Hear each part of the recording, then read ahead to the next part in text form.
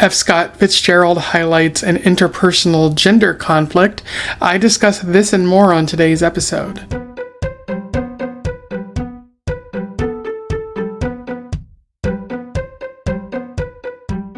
Welcome back to Around the Weird, a booktube channel where I talk about all the unusual and out of the ordinary literature that I found in my travels. Today, I want to talk about a short story because it is Short Story Tuesday, one from a familiar and well-renowned American writer. And today's short story is all about women and hair. I am referring to Bernice Bobs Her Hair by F. Scott Fitzgerald, which was published in 1920. I have a feeling a lot of people might know who F. Scott Fitzgerald is, certainly one of the more well-known writers of the 1920s. But for those who don't know, Fitzgerald was an American writer who lived throughout the late 1800s and early to mid-1900s. He's most known for writing The Great Gatsby, a book sort of highlighting, changing societal expectations, changing societal norms, and class and things like that in America in the 1920s. Frequently a commentator on jazz and the changing norms of the time. He was married to his wife Zelda, although there was a little bit of strife in that relationship. But he still won a number of awards for his work, a lot of renown. Published quite a few short stories, which I didn't know one of them was The Curious Case of Benjamin Button, that classic short story, classic movie that came out. Classic, even though it was like mid-2000s, where a person ages in reverse. Very interesting. Fitzgerald was a pretty fascinating writer. I've read The Great Gatsby, but I haven't read his other work, and I think I'll probably have to do that in the near future, just because there's probably a lot that Fitzgerald had to say, especially about the time that he was living in. But without further ado, let's talk about Bernice Bobs Her Hair. I will do a summary, a little bit of analysis, and we will move on from there. So Bernice Bobs Her Hair focuses on Bernice and Marjorie, two young women related as cousins or something like that.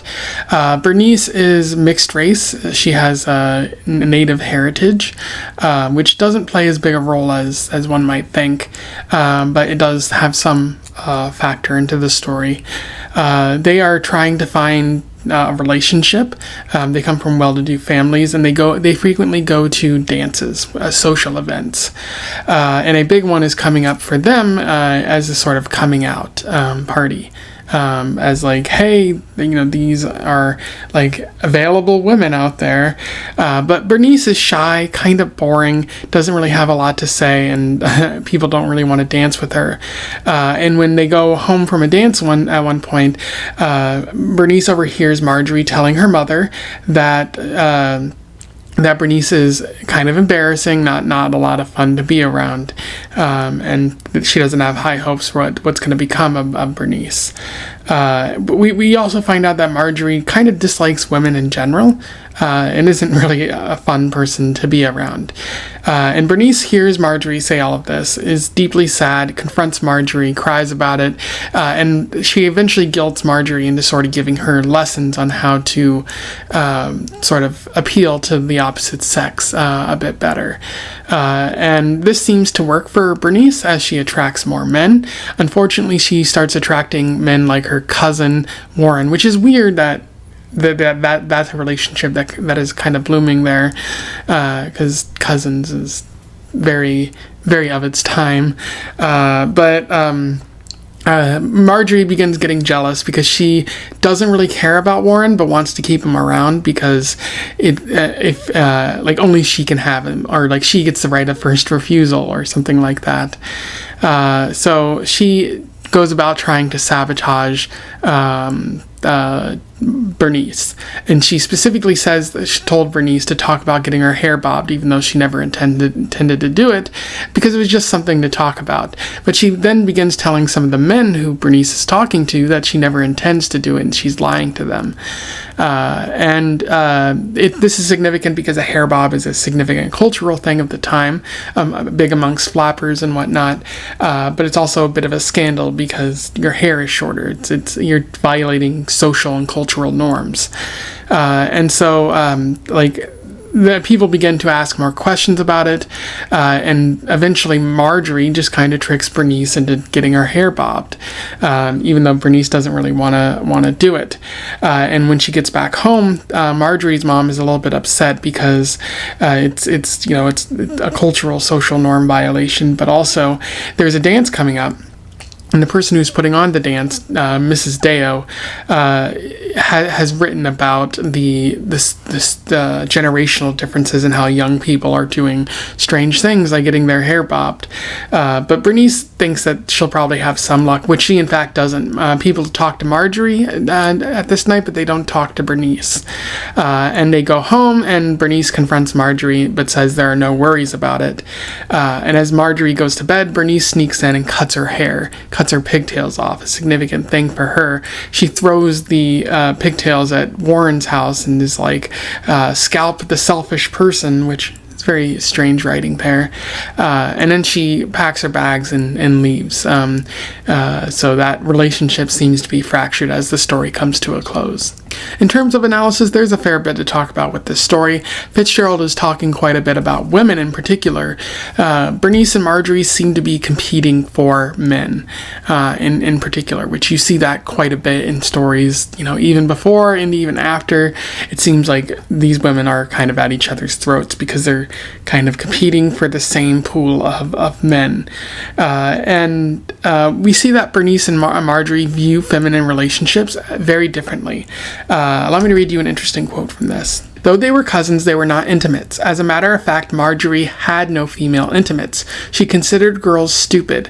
Bernice, on the contrary, all through this parent-arranged visit, had rather longed to exchange those confidences flavored with giggles and tears that she considered an indispensable factor in all feminine intercourse. And it goes on to note that, in particular, Bernice, wanted this from her cousin, but didn't get it and felt Marjorie was kind of bland. So they have different thoughts. Bernice is very much open to, talking with other women, giggling, gossiping, those kinds of things. And Marjorie is very much, women are stupid. I don't want to be around other women. I'm not like other women. Maybe something like that. And so cutting down other women in particular, which is typically not good. You see the influences of patriarchal society, how men want to separate women so that they don't talk and unite and fight back against this culture that they're forced to be in, where women ask for rights and things like that, and so keeping those women divided is important. And these dances are essentially that. You have a limited male pool. It might not be on many of the men who go there like their mind, but that's the idea of these dances. That's the idea of society telling women, oh, you have to find a man. These other women are competing against you, so you have to be your best, and you can't trust them in that way. And that way, the ending kind of suggests a loss because this patriarchal messaging has gotten through. Bernice cuts, Marjorie has effectively sabotaged Bernice. Bernice cuts Marjorie's hair and leaves. These women are not going to be friends unless something changes in the far future. So very, very sad sort of outcome for these women, suggesting that a society that tries to keep them divided has effectively managed to do what it's trying to do. Now, was that F. Scott Fitzgerald's intention? He has written, I think he did write about these sorts of things in the past, especially in the upper classes.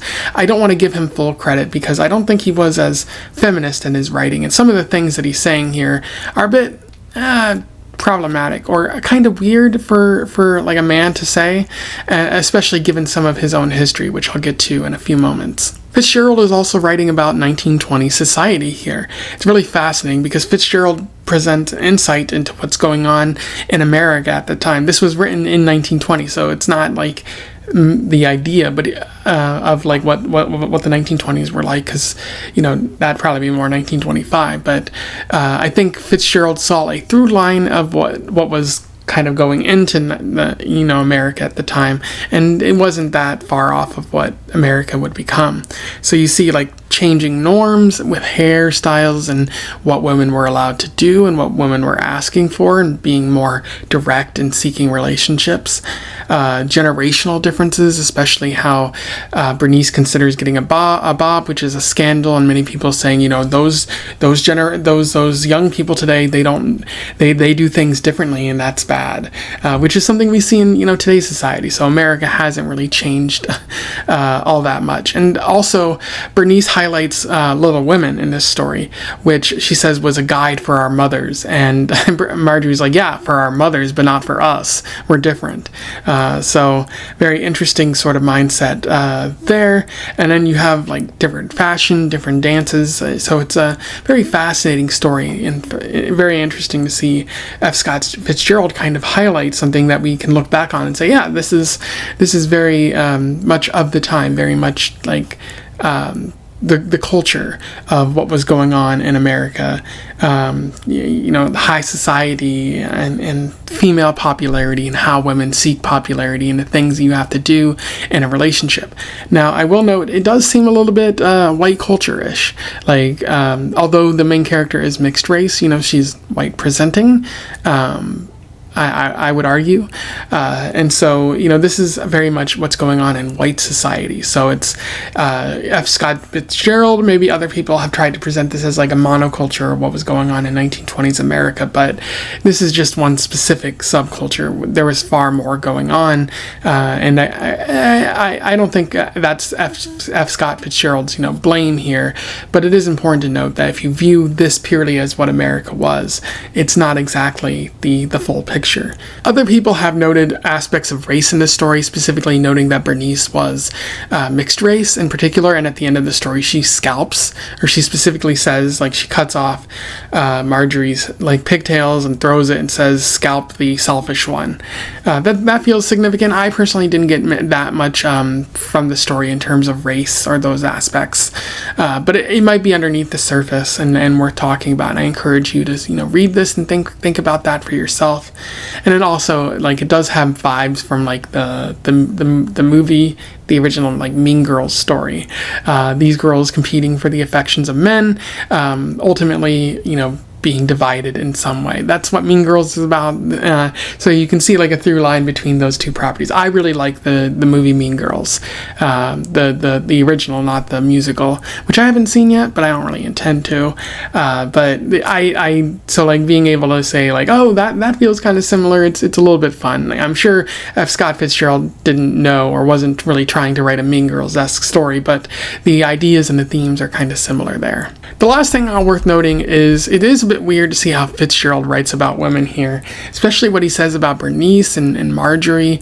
I think it's worth noting because F. Scott Fitzgerald had a lot of difficulties with women. He was a bit of a womanizer. There was a lot of trouble that he had with his wife in particular, and this was written sort of at the right as they got married in particular.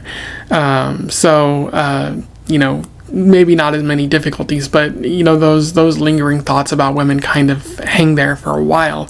So the one drawback is it does feel like maybe there's a misogynistic element to this story that kind of drags it down a little bit, but doesn't really take away from the whole story. It's just something worth noting. Anyway, those are my thoughts on Bernice Bobs Her Hair by F. Scott Fitzgerald. Pretty solid short story, one that I think is definitely worth pursuing and checking out. It was written around the time that he started writing in general, so this is kind of, fresh F. Scott Fitzgerald, kind of his